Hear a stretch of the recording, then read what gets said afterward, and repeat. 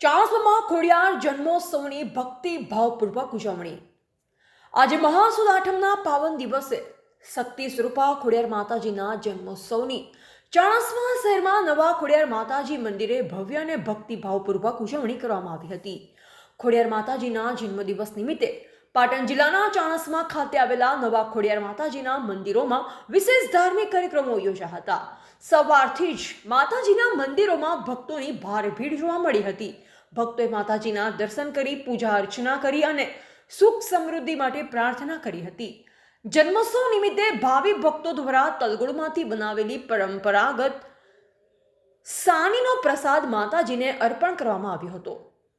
આ ઉપરાંત માતાજીના જન્મદિવસની ખુશીમાં મંદિરોમાં કેક કાપી ઉજવણી કરવામાં આવી તેમજ ગોપી ભજન મંડળ તેમજ આનંદ ગરબા મંડળ દ્વારા ભજનો ગાઈ ભક્તિમય વાતાવરણ થયું હતું, જેનાથી ઉત્સવને વિશેષ આકર્ષણ મળ્યું।